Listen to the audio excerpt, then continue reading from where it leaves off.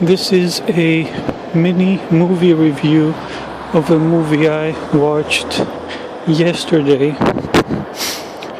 but I didn't have the chance to make the video yesterday, and the movie was Good Liar, an artisan movie, independent obviously, low budget clearly, but I've come to realize that all the movies that I've enjoyed over the past few years have been small, independent, low-budget, artisan movies, and especially those that come out of a specific studio called Bleecker Street, one by one, have left me in awe of how beautiful and important they are at a time when blockbusters dominate the movie theaters, because clearly studios want a sure hit, and they know that more and more people turn to online streaming services for their entertainment, namely Netflix and Hulu, both of which I cancelled exactly because they don't play these types of movies that I really like, that have something to say. My goodness, movies that came out, that would come out in earlier decades, the 60s, 70s, even older movies, even black and white. There was a lot of trash made, of course, during those decades too, but usually these movies had something to say because they didn't rely on special effects. They relied, I think, I'm not a movie critic, mostly on the script.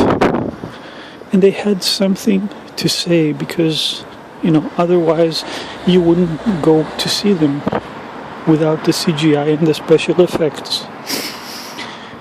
And nowadays you don't see it, so I cancelled just this morning. Actually, I cancelled Hulu, even though it's very inexpensive. But over the free month that I used it, I found myself watching just one movie, which was one that I'd wanted to see when it was first released a couple of years ago and didn't have the chance to, downsizing. The one where Matt Damon and Kristen Wiig make the decision to become miniature versions of themselves. If you've seen the movie, you know what I'm talking about.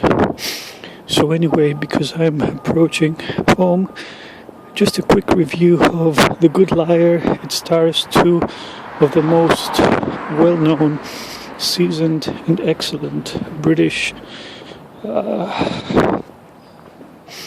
actors of both stage and film, Sir Ian McKellen and Dame Helen Mirren. I suppose she is a dame by now, like Elizabeth Taylor used to say, I've been abroad all my life and now I'm a dame too. So it's basically the two of them with a small cast of excellent supporting actors. And it's basically about an aged con artist who scams elderly women out of their fortunes. It's well done. It's well worth seeing. I give it 2 thumbs up, in my humble opinion, just because of the great performances. They're not stunning, but they are very, very good performances. I personally preferred Ian McKellen as the aging Sherlock Holmes or even Magneto, but anyway, My only objection to this movie is that the script, fine as it is, and interesting as it is, I mean, it's a captivating movie from beginning to end, is quite predictable. I mean, I at least saw the twist coming, the first few minutes. So, because it's a story that's been told multiple times, so sometimes it's been insane. that's. But it's well worth watching. I'd recommend it wholeheartedly. You won't be disappointed. But don't expect a brilliant script.